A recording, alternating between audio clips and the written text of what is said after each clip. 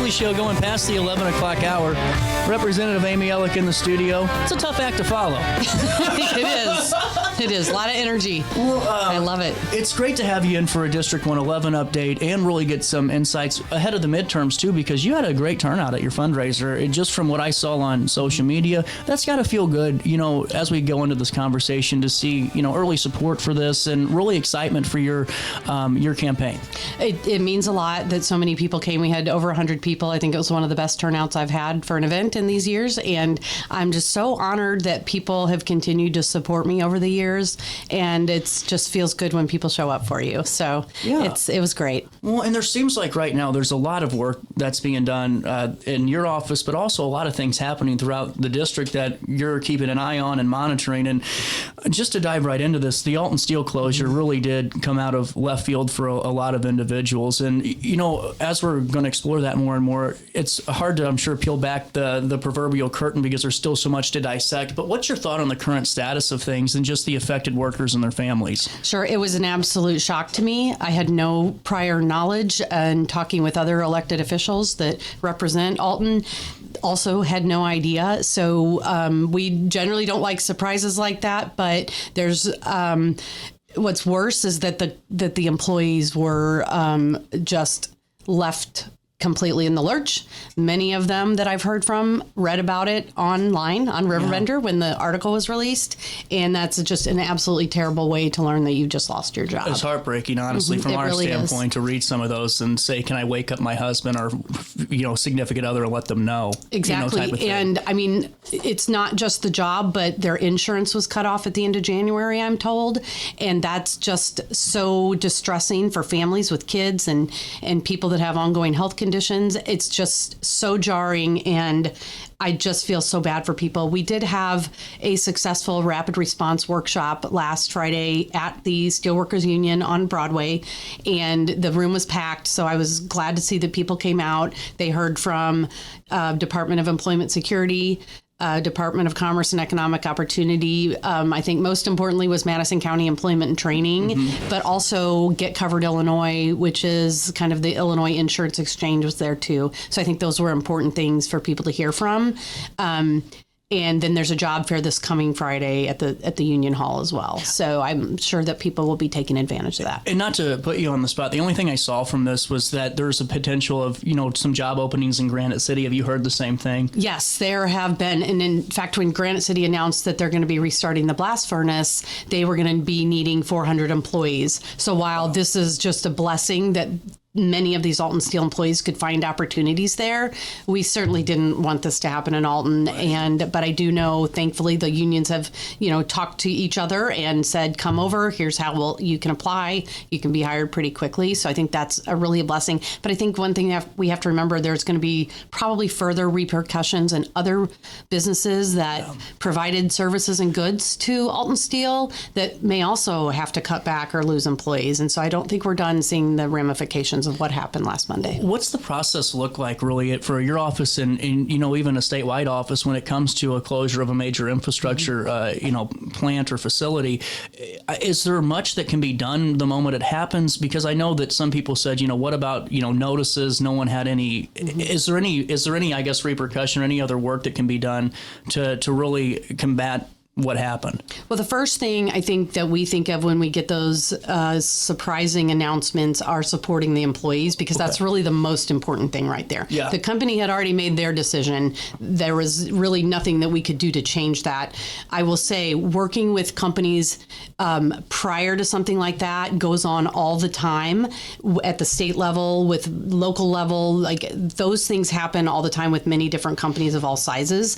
And that is something that you can't do generally the day that you announce a closure like that. And so unfortunately, I think once you make that announcement and have made that decision, we have to first support the employees and try to help them find new employment. And so I guess the best thing to do now is just stay tuned and really just stay updated and seeing where the news follows next on that plan. Definitely. And I think we don't fully understand what really happened, frankly, because we were so surprised by that, and the company's not able to be forthcoming with a whole lot of details with us right now. There's legal issues, financial issues, bank issues. We don't know all the ins and outs. Someone does, but they're not, wanting to share that publicly, and I get that, but I'm sure more will come out. But we hear a lot from the employees themselves. Well, I'm sure. And, as we move on into other issues that are affecting District 111, and I know that's one that we'll be following and really trying to keep everyone updated with, what are you hearing about the most right now? Is it affordability? Is that truly the big word right now? I think it is, yes. And I mean, unfortunately, American Water just announced last week another rate request. I think it's important for people to realize that's an 11-month process that they go in front of the Illinois Commerce Commission to apply. So this is just an application for a rate increase. The ICC actually has been denying and reducing rate requests from the electric utilities recently. So I think American Water even knows that they're going to face a lot of scrutiny on that. Once those applications are made to the ICC, our offices can't, we can provide input on those, but we don't have legislative, authority to stop what the ICC is doing at this time. But we definitely keep an eye on what they're asking for, because anytime a utility asks for rates, like the ratepayers, you, me, businesses, everybody pays those rates. So this is not something that like the government is funding it from some nebulous fund.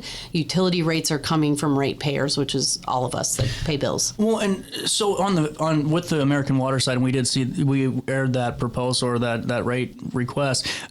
With it coming to electric and other utilities, I think that's so important for the public to know too, is that legislators can only theoretically do so much when it comes to this. There's certain processes and red tape to follow. And is it just really making sure that there's awareness for other, if it's utility bill assistance, if it's things like that can really help? Because sometimes I think people want direct change, where we can maybe wave a magic wand and get the rates lower on things across the board. And that's just not possible. It's not possible once it's in effect. But the important thing that a legislator can do is not vote for the things that cause those rates to have to be increased. Yeah. So when you look at water rates, significant investment is having to go into replacing lead service lines by an arbitrary deadline date that the state of Illinois has put into place. When you talk about electric rates, the sudden and dramatic shift to renewable resources like wind and solar, like again, arbitrary deadline dates that the state has put into place before we were ready to transition away from coal and natural gas. And we will never be really ready to transition away from that. And the fact that we've put those dates in and now it's like crisis mode, that affects capacity, especially on the electric grid. We've seen some recent announcements say we need to be conserving electric, and all those things that we vote on absolutely affect people's rates. There is sometimes a time lag. Yeah. And so it is hard to know that my no votes and my advocacy against those things are, like you don't necessarily connect the dots on that, but when those rates are announced or rates are increased, like please know I have voted no on the policies that made those rate increases necessary for those utilities. Is it because they're lumped into larger packages of bills and it becomes a partisan vote? Oftentimes, yes. There are things in there that are so complicated, dropped at the last minute, and those are reasons alone to vote no on some of this silliness. But we do the best that we can, but we know that if you're going to vote yes for these things, you should be prepared to answer your constituents later as to why their electric bills are going up. So I want people to know I have consistently voted no on the things that are making your utility bills go up. Well, I find it really relieving in a way to know that some of the issues that are being faced are actually local issues. It's not maybe taking a national issue and campaigning on it like we have seen in the past. And, whenever you're meeting, does it surprise you whenever you hear that that it is more affordability related things?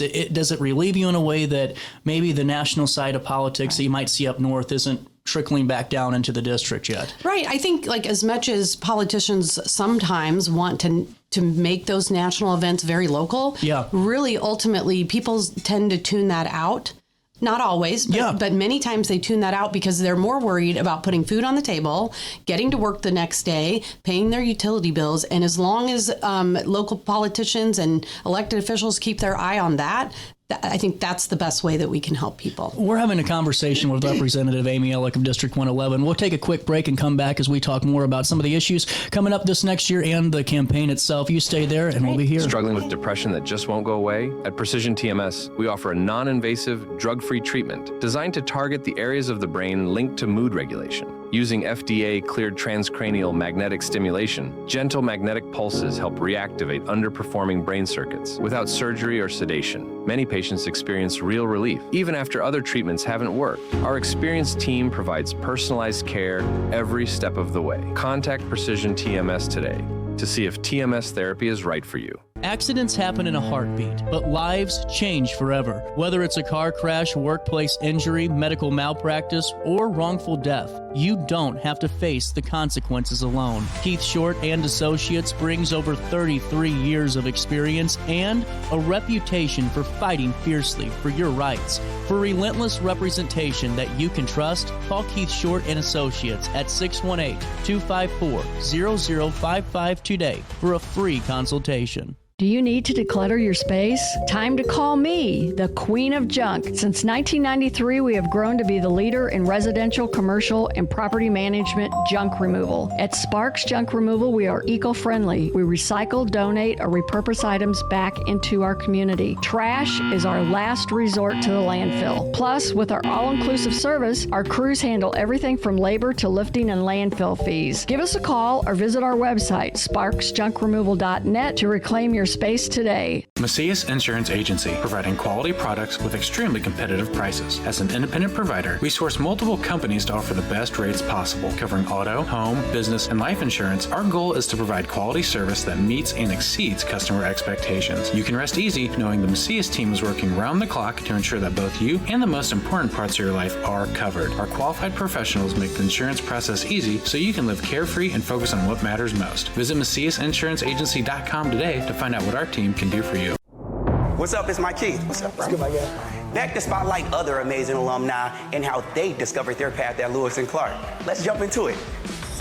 This is Dwight Wirtz, president of Wirtz Welding and Tank Service, the nation's premier distributor of tank trailer parts. Dwight has been an outspoken and long-time supporter of the college and is the current chairperson of Lewis and Clark Board of Trustees. Oh, and he's a Lewis and Clark grad. I'm Dwight Wirtz, and I am a trailblazer. Throughout all life stages, you need someone in your corner, guiding you on your health and wellness journey. At OSF Healthcare, that's your primary care provider. Your OSF primary care provider is there for every stage of life. Find a provider today at osfhealthcare.org/primary.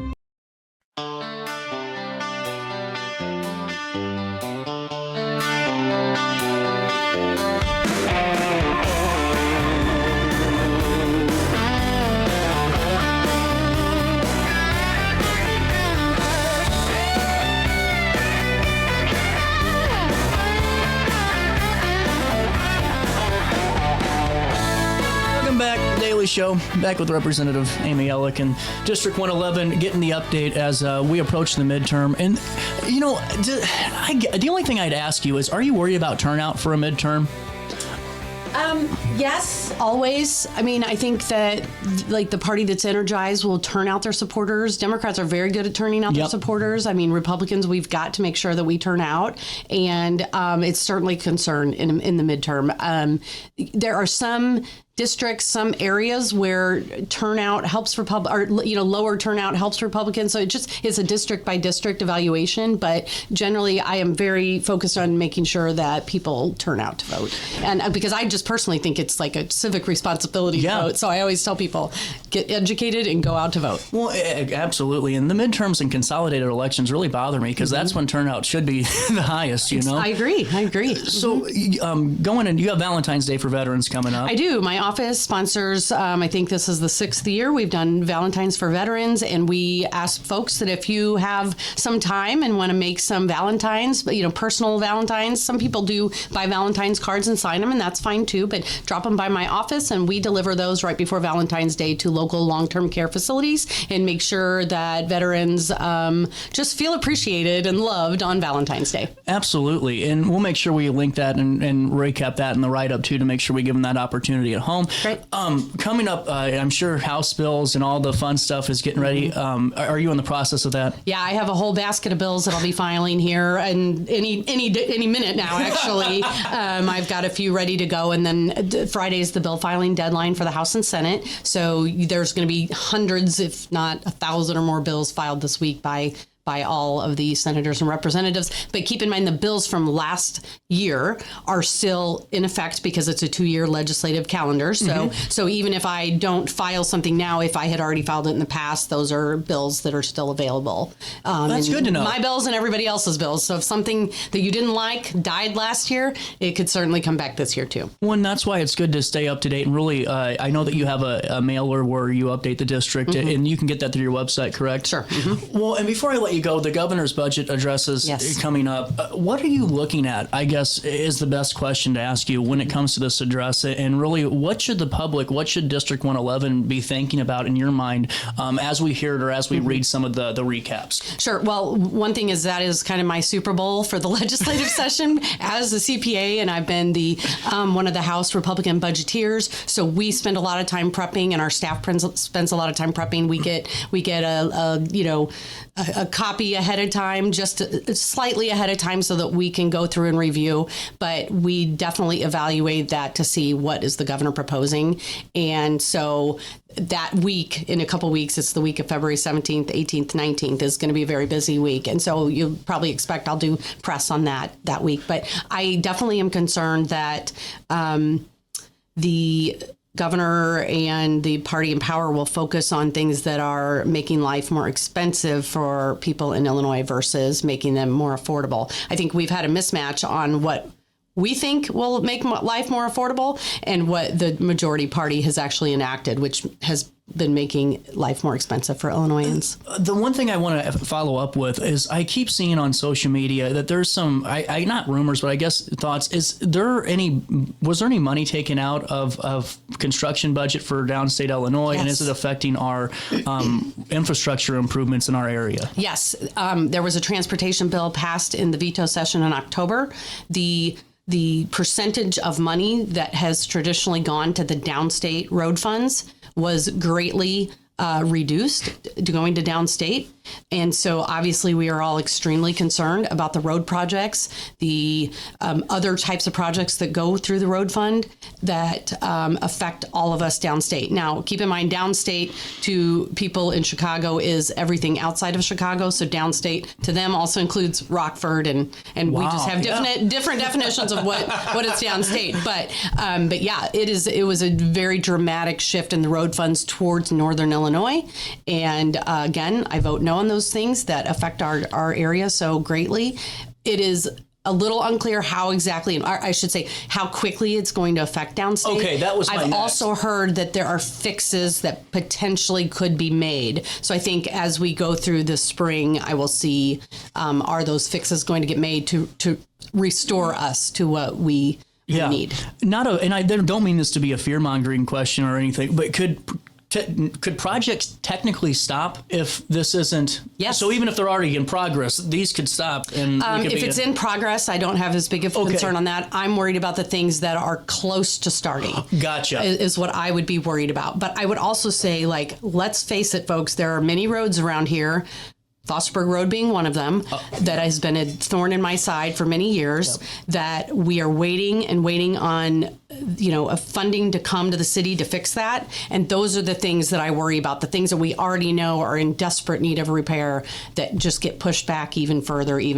So yeah, I keep a very close eye on that. Well, it's always great chatting with you and really getting some updates on the district. Before I let you go, I know that you don't have a primary opponent, do you? Mm-mm. So that's always got to feel good. Yes. What are you hoping the public gets the most out of in your campaign for re-election this next year? Sure. I think that, and something I mentioned at my fundraiser last week, I have always told people who I am and what I believe in, and I think I've kept the promises that I made. So I have used my experience as a CPA to get deep into the weeds on the budget and financial issues, the pension issues that the state has, and tried to improve those. I have, again, voted no on things that are making life more expensive for Illinoisans. Those are just a couple examples of the things that I will continue to do for the people of the district. Well, and Representative Elik, I know we'll be chatting again, I'm sure, before the midterm. But thank you so much for your time today. Thank you so much. Thank you to all of you. We're out of time today. I'll see you back here live at 9 for more Daily Show tomorrow. Until then, as always, try your best to stay out of jail.